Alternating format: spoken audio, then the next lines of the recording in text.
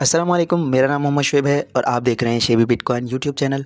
आज के दिन जो मेरा टॉपिक है वो इथेरियम के मुतालिक है कि मर्ज के बाद इसकी प्रोग्रेस क्या है और ये क्यों इतना ज़्यादा डाउन जा रहा है। हालांकि मर्ज की बहुत ज़्यादा हाइप थी और ये इसी वजह से मार्केट एक बार पंप भी हुई और बहुत ज़्यादा लोग कह रहे थे कि बीटीसी को ब्रेक करने वाला है, बीट कर देगा बीटीसी को, नंबर 1 बन जाएगा इथेरियम। तो नंबर 1 तो क्या बनता, बल्कि क्रैश हो रहा है और पूरी मार्केट को भी अपने साथ क्रैश करके ले जा रहा है। और जैसा कि एनालिस्ट जो हैं वो ये कह रहे थे कि बीटीसी को बीट कर सकता है इथेरियम। तो इस बारे में मैंने प्रीवियस वीडियो बनाई थी 2 दिन पहले, वो आप जाकर देख सकते हैं। तो आज के टॉपिक पर आ जाते हैं कि मर्ज के बाद जो है इथेरियम की प्राइस ये देखें 2036 इथेरियम जो है वो सप्लाई आई है कम होने के बजाय। और इसका जो मैकेनिज़्म था वो डिफिलेशनरी टोकन था।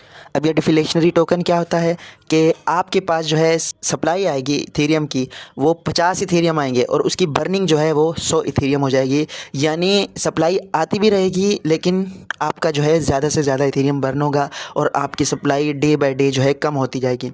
लेकिन यहाँ इसका उलट हो रहा है। उलट कैसे हो रहा है कि यहाँ पर जो है इथेरियम का मर्ज हुआ था और उसके बाद इतना जो है ये इसकी लाइन ऊपर तक जा रही है, बहुत ज़्यादा सप्लाई जो है इसकी ज़्यादा हो गई। और अगर इसी तरह ये पूरा साल अगर इस तरह सप्लाई बढ़ती रही तो ये बहुत ज़्यादा सप्लाई बढ़ जाएगी और इथेरियम आपको $1000 से नीचे की प्राइस पे नज़र आएगा।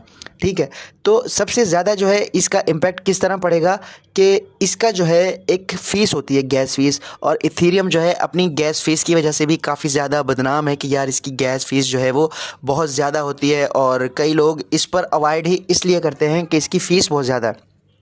तो इन्होंने इसकी फ़ीस जो है वो बहुत ज़्यादा मिनिमाइज़ कर दी है और जो इनका डिफिलेशनरी टोकन का जो मैकेनिज़्म है वो इस हवाले से है कि इतनी इनकी जो जितनी भी फ़ीस जमा होगी वो जो है वो बर्न कर देंगे।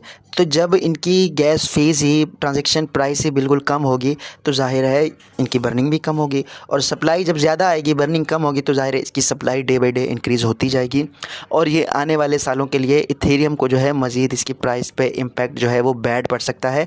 और इसके जो लेयर 1 लेयर 2 सॉल्यूशन जो हैं, सोलाना है और पोल्का डॉट है और इस तरह के मुख्तलिफ ब्लॉकचेन हैं जो इथेरियम का लेयर 2 सॉल्यूशन फ्राहम करती हैं, वो जो है मार्केट ब्लॉकचेन्स पंप करेंगी और इथेरियम जो है वो अगर इस पर और कोई डेवलपमेंट ना की गई और इसका कोई हल ना निकाला गया तो ये जो है बहुत ज़्यादा डाउन जा सकता है और इसकी सप्लाई भी बढ़ सकती है। पर जो आपको 2 लाइंस नज़र आ रही हैं, फर्स्ट जो है वो स्टेकिंग अमाउंट है कि 13 मिलियन जो है इथेरियम स्टेकिंग पर लगे हुए हैं, लोगों ने वैलिडेट किए हुए हैं और उसका रिवार्ड जो है डेली का 1.6 थाउजेंड है।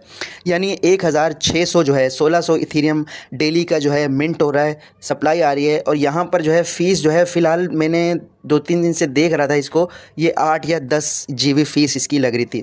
तो यहाँ पर देखें एक दिन में अगर 1600 सप्लाई आ रही है और सिर्फ 800 बर्न हो रही है तो ये चीज़ जो है इथेरियम के लिए सही नहीं है।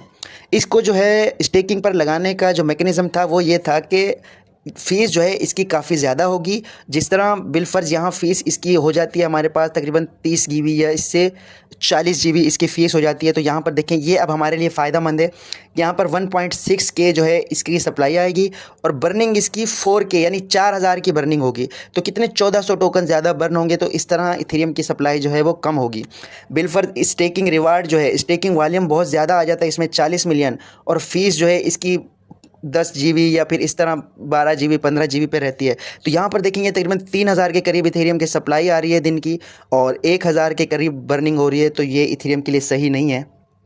डे बाय डे इथेरियम की सप्लाई बढ़ेगी और इस पे प्राइस का इम्पैक्ट भी होगा और लोग भी पैनिक होंगे और इसमें सेल ऑफ देखने को मिल सकता है। तो इस चीज़ को जो है कंट्रोल करने की ज़रूरत है, इसमें मज़ीद शायद डेवलपमेंट की ज़रूरत है। फ़िलहाल मुकम्मल तौर पर बर्निंग जो है वो, सॉरी बर्निंग नहीं, मर्ज जो है वो कंप्लीट नहीं हुआ। कंप्लीट होने के बाद अगर इस चीज़ का हल निकाला जाता है तो इथेरियम के लिए ये बेहतर है और अगर इसका हल कोई नहीं निकलता तो आने वाले वक्तों में इथेरियम की हम प्राइस को डंप होता देख सकते हैं। तो ये थी मेरी आज की अपडेट। उम्मीद है कि आपको क्लियर हो गई होगी और अगर कोई चीज़ समझ नहीं आई तो आप मुझसे कमेंट में पूछ सकते हैं। वीडियो देखने का बहुत शुक्रिया। अल्लाह हाफ़िज़।